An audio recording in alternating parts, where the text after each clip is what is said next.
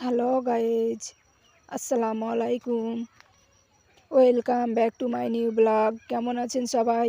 আশা করি সবাই ভালো আছেন। আলহামদুলিল্লাহ, আপনাদের দোয়া এবং ভালোবাসা আমিও ভালো আছি।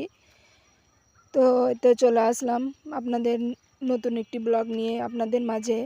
তো ব্লগটা শুরু করছি দুপুর থেকে। তো এখন দুপুর 1টা। তো বুঝতে পারছেন আমি একটু অসুস্থ, অনেক মাথা ব্যথা, তার জন্য কথা বলতে কষ্ট হচ্ছে। তাই তো আমার বাবাটা মাশাআল্লাহ চলে যাবে এখন নানির বাড়ি। আমাদের বাড়িতে প্রায় 8-10 দিন থাকলো। অনেক মায়া হয়ে গেছে, যেহেতু ছোট বাচ্চা। আমার ভাই প্রবাসে থাকে। তো ভাবিকে এখন আম্মু রাখতে যাবে, মানে বাস স্টেশন, এখানে আব্বুকে নিয়ে আছে। তো মাশাআল্লাহ বলবেন সবাই।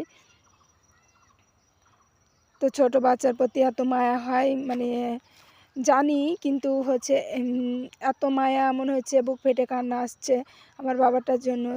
তো এখানে বের হয়ে গেছে, এখন চলে যাবে। আর আম্মু রেডি হচ্ছে, তো আমি বাবুটাকে নিয়ে একটু আদর করছি।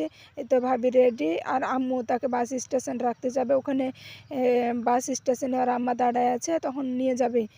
তো চলে যাচ্ছে, তো বুক ফেটে কান্না আসছে। এখানে আম্মু আম্মুর কোলে দিলাম, মানে করে ভ্যানে করে যাচ্ছে। তো আমি দূর থেকে দেখছি, মায়া কমাতেই পারি না। সারা বাড়ি ভরে থাকলো, বাড়িতেও ঢুকাই যায় না, এত বাড়িটা খা খা করছে। তো যাক, আবার আসবে। তো এখানে আমার ছেলে বড়ই পারছে আমার চাচিদের কাছে। তো ওই হাতে পাই না, তো আমাকে বলছে আম্মু পেড়ে দাও। তো আমি বলছি তুমি পারো। তো যেহেতু বোরগুলো পাকেনি, তো কিছুটা পেকেছে, তো পাকা গলা হাতে পাই না। তো আমাকে বলছে আম্মু তুমি পেড়ে দাও। তো আমার শরীরটা ভালো না, মানে অনেক মাথা যন্ত্রণা, মাইগ্রেনের সমস্যা আমার। যখন ব্যথা উঠে তখন মনে হচ্ছে চিরতরে বিদায় নিব। তো এখানে আমি ছেলেকে কয়েকটা বড়ই পেড়ে দিচ্ছিলাম।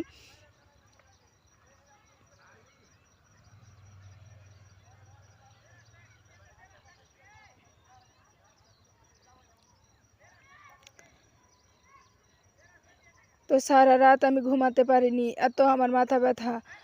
তো এখানে আমাদের জমিতে শাক লাগা আছে। তো কে যেন মানে যেহেতু ইয়ার মটরের ফুল ফুটে গেছে, সেহেতু অনেকজন নাকি মটরের ভুঁয়ে শাক তুলছে। তো আব্বু আমার ছেলেকে বলছে যে যাও তো তুমি একটু দেখে এসো, তো নিষেধ করে এসো। তো এখানে ছেলে যাচ্ছে, ছেলের পিছনে পিছনে আমিও যাচ্ছিলাম। তো আস্তে আস্তে, তো ছেলে এখানে দৌড়ায় দিচ্ছে যে আমি নিষেধ করে আছি। আমি বলছি তুমি যাও, আমি এখানে দাঁড়ায় থাকি। তো ওই নিষেধ করতে যাচ্ছে।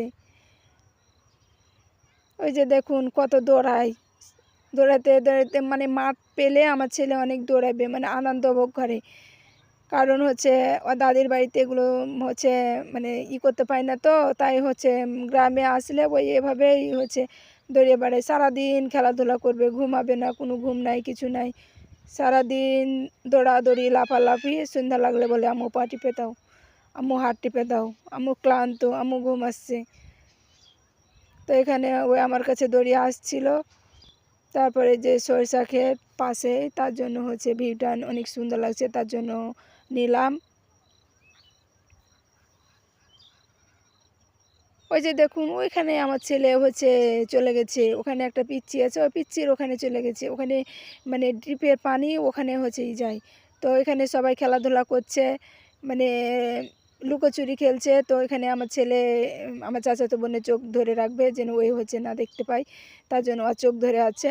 তো এর ছোটোবেলাতে আমরা এই খেলাগুলো অনেক খেলতাম। আপনারা কে কে খেলতেন কমেন্ট করে জানাবেন, ঠিক আছে? আমিও এখনও মাঝে মাঝে খেলি, মানে আসলে যেহেতু গ্রামে অনেক বাচ্চা কাচ্চা, দেখুন একটা ছাগলের এখানে বাচ্চাটাকে মানে কোলে নিয়ে যাচ্ছে।